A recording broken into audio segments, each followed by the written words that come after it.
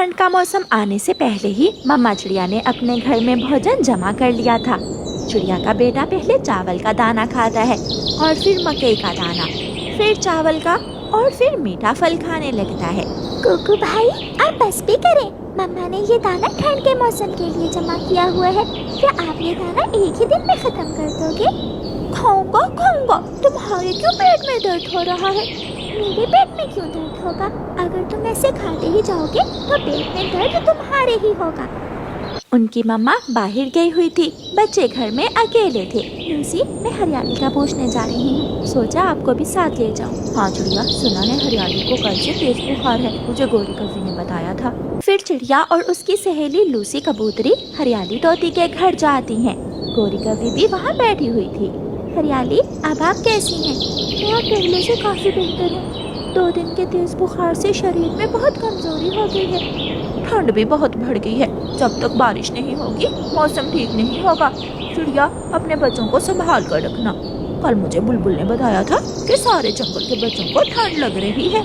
गौरी बहन, मैं एहतियात तो बहुत करती हूँ, लेकिन बच्चे कहाँ समझते हैं। हर रोज सुबह सवेरे ही घर से बाहर निकलकर बर्फ गिरती हुई देखने लगते हैं। जंगल की यही रीत थी। जब भी कोई बीमार हो जाता तो सब उसका पूछने आते थे। वो सब एक दूसरे का बहुत ख्याल रखते थे। जब चिड़िया अपने घर वापस पहुंचती है तो दोनों बहन भाई कुकू और गुड़िया आपस में लड़ रहे थे। तू बंदर, तू बंदरिया, तू चुड़ैल, तू गंदी चिड़िया है। बच्चों, क्या हुआ है? क्यों लड़ाई कर रहे हो? मम्मा, जब से आपके ये खाए ही जा रहा है और मैंने मना किया तो मुझसे लड़ाई शुरू कर दी। बड़ा बनता है कुकू, शक्ल तो देखो जैसे राक्षस हो। कल मेरे साथ नदी पर न जाना, मैं अकेला ही जाऊंगा। और मम्मा, इसे बता दे, कल से मैं इसके साथ खेला भी नहीं करूंगा। अच्छा, बता दूंगी। अब तुम दोनों सो जाओ, रात हो गई है। चलो बिस्तरों में, आपके ऊपर कंबल दे देती हूँ। बच्चे अपने अपने घोंसलों में लेट जाते हैं और मम्मा चिड़िया उनके ऊपर कंबल दे देती है। गेहूं की बालियां उठाकर मम्मा चिड़िया उनसे दाने निकालने लगती है। खिड़की बंद थी। मम्मा चिड़िया थोड़ी सी खिड़की खोलकर बाहर देखती है। जंगल में खामोशी थी और सर्द हवा चल रही थी। कितना डर लग रहा है ऐसी रात को देखकर। आधी रात हो जाती है। मम्मा चिड़िया भी सो गई थी जब कुकू उठकर रोने लग जाता है। मम्मा, मम्मा, मम्मा। कुकू, क्या हुआ बेटा? क्यों रो रहे हो? मम्मा, मेरे पेट में दर्द हो रहा है। गुड़िया, सच ही तो कह रही थी। आप खाते वक्त देखते ही नहीं हो। जो हाथ लगता है खाते ही जाते हो। अब मैं क्या करूं इस समय? मम्मा, दर्द ज्यादा है। यहाँ दर्द है। अच्छा, उल्टे होकर लेट जाओ। कुकू उल्टा होकर लेट जाता है। थोड़ी कम हुई है, फिर होने लगी है। मम्मा, बहुत दर्द है। कुकू जोर जोर से रोने लग जाता है। कुकू की आवाज सुनकर गुड़िया भी उठ जाती है। गुड़िया कुकू को रोता हुआ देखकर डर जाती है। क्या हुआ कुकू भाई? गुड़िया जल्दी से अपने भाई के पास आती है।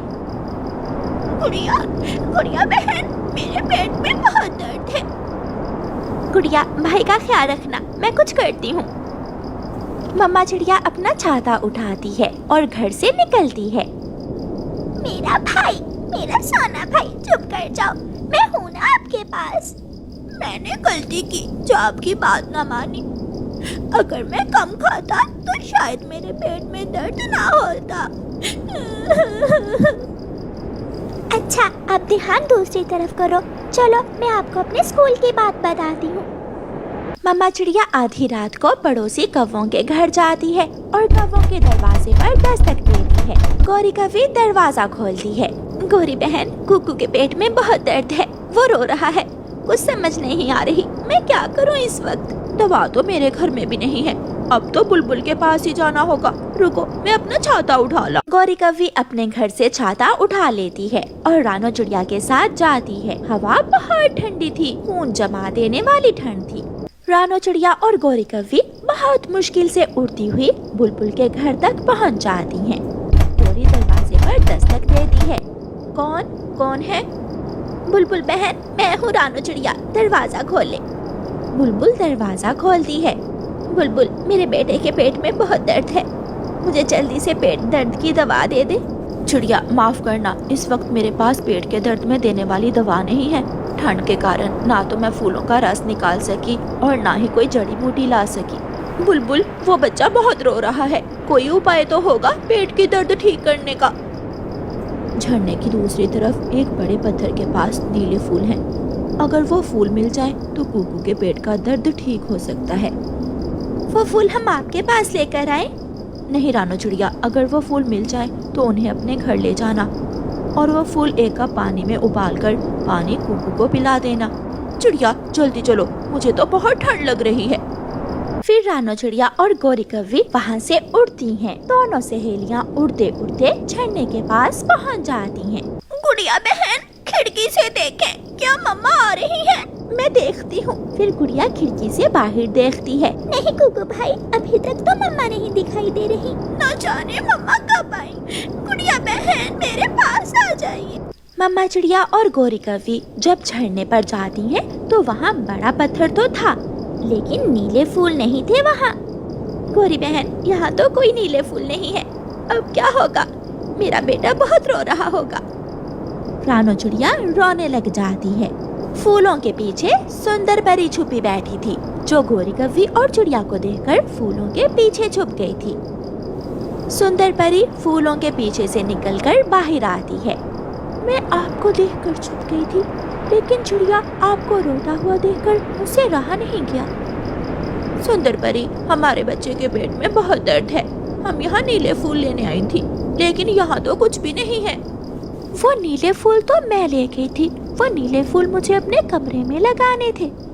फिर सुंदर परी अपनी जादुई छड़ी हवा में लहराती है और नीला फूल हवा से पकड़कर चिड़िया को दे देती है। एक फूल तो मैं अपने घर से ले आई, क्या इससे काम चलेगा? रानो चिड़िया बहुत खुश हो जाती है। आपका बहुत बहुत शुक्रिया हमें नीला फूल देने के लिए। अगर ये फूल देने से भी दर्द ना रुके तो आप उसे गरम गरम पानी में थोड़ा नमक डालकर पिलाना, फिर देखना उसके पेट का दर्द ठीक हो जाएगा।